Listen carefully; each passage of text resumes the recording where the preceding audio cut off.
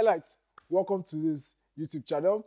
In this video, I'll be speaking to entrepreneurs. Is your target audience ignoring your adverts? Are your customers not even coming back after the first purchase? Do you even know your target audience? Then this video is for you. If your target audience is ignoring your adverts, then you must be battling with one of these three problems. The first one is your offering is not acceptable. The second one is that you're speaking in unknown tongues. The third one is that you're not speaking a word in season to him that is weary. What does it mean by your offering not being acceptable? All your clients, all your customers have a particular perspective or mindset of what they want to buy. Before they buy into a product, or before they buy a product or a service, or before they buy into an idea, they have an idea of what they're looking for. And they believe that when they see that thing, they are going to recognize it. So if you're going to be creating value for your customers, it has to be something that they will accept, right? One of the mistakes that Cain in the Bible made was he didn't give his best. So when Cain and Abel made a sacrifice unto God, Cain did not give his best, but Abel gave his best. When God saw the sacrifice, he recognized the one he was looking for. He said Abel had made a better sacrifice, and then God blessed Abel for it. But God rejected Cain's sacrifice. What did Cain do instead? Instead of him to go and fix, reevaluate, and represent the sacrifice, he began to hate on his brother. So as business people, other than hate on your competition for what they are doing right, why not take a sit back and reevaluate what you're doing and then represent your value?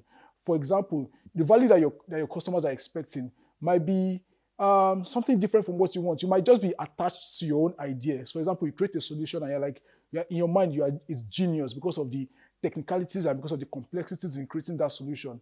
But your customers don't care about the complexities. They don't care about what you did. They don't care about how you went about creating that product or that service. What they want to see is the result at the end of the day. What does this product or what does this service do for me? So make sure that your offering is acceptable, and what is acceptable is what they love. If they don't love it, it's not good enough. Some artists can do a painting and they're so obsessed with that painting because it means something to them. But does that painting mean something in the minds of the people who are going to purchase our art? As a technical person, you create a solution, you develop a software.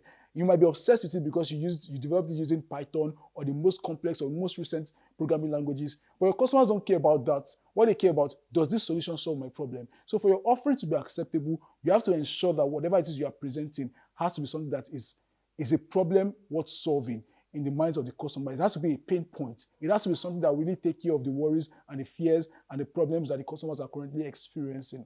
The second one is you are speaking in unknown tongues. See, trust is very important. And what builds trust? Clear communication. If you are communicating with your customers, it has to be clear. They need to understand what you are saying. When they don't understand you, they'll mistake you for Binta Binomo. And once they mistake you for Binta Binomo, no matter what you try to do, they'll think you want to dupe them, you want to scam them and all of that. And then that means they're not going to purchase from you. Remember in the Bible, the story of the building of the Tower of Babel. When God wanted to stop the building of the Tower of Babel, what did he do? He made them to speak different languages so that they were not understanding each other anymore. In your business, if your customers are not understanding you and you're not understanding your customers, you can't make any progress further. Do you understand? So you need to communicate the right messages in the right way to the right people. And that's where speaking in clear tongues is. The Bible also speaks about if you speak in unknown tongues, you edify yourself, right? So if you're communicating in very complex, using complex words, using complex grammar and all of that, yes, you feel good about yourself. It's called intellectual stimulation, right? Or you get excited about how much knowledge you have acquired and how you are going about this thing. But does it communicate what you are trying to make the customers understand? If it doesn't, then you need to break it down and make it more simple, a lot simpler and more understandable for your customers and your client. And that goes to talk about your sponsored ads and your adverts. Sometimes your captioning can be very wrong. Sometimes the story you are telling is not very clear. You can make it to actually lose your customers in that situation.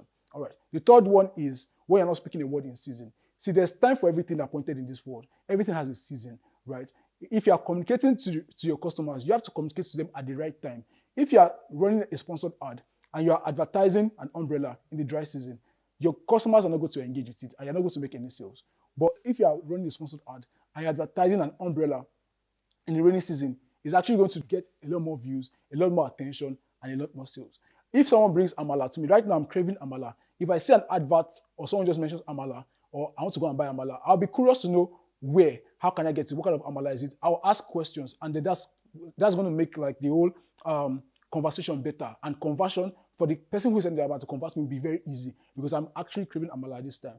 But if I'm not someone who enjoys amala, for example, if I'm in a place where people don't eat amala, for example, say you are in a cultural environment or a community where amala is outlawed, for example, or things like that, and you go and mention amala, I mean, nobody's going to be interested, right? It's just like you're going to go and sell pigs in an Islamic community. That's not going to make sense, right? So you need to make sure that you speak the word in season, and that's from the book of Isaiah chapter 50 verse 4, right? It says that he has anointed me and given me the tongue of the learned that I may be able to speak the word in season to him that is weary. So speaking a word in season when someone is weak, saying the right word is very important, as important as the word you're even saying, right?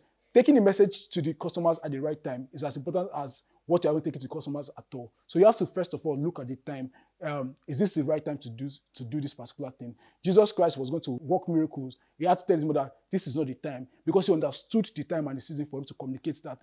He knew that the miracles, the Bible says that without miracles and without signs and wonders, people will not believe. But he knew he wanted people to believe. But that particular time was not the right time for him to do that kind of thing. Do you understand? So the times and the seasons are as important as your message, right? The time you deliver the message is as important as the message that you're trying to pass as well. So those are the three things I think that can really go wrong if your target audience are ignoring your target audience is ignoring your sponsored ads or is ignoring your adverts, whether it's social media, digital platforms, or traditional marketing. Once you ignore your adverts, check one of these three things or check all of these three things, and you definitely find a solution among them. Thank you so much for listening to me and being a part of this whole conversation and for watching this video as well. So if you want to really connect with me, I'm on Clubhouse, Facebook, Twitter, Instagram at Jaye Networks. If you want to message me directly through emails, it's jaye@thebusinessapple.com. If you have not subscribed, liked, and turned on notification for this particular channel, you should do that right now. Thank you till I come away next time. Remain blessed.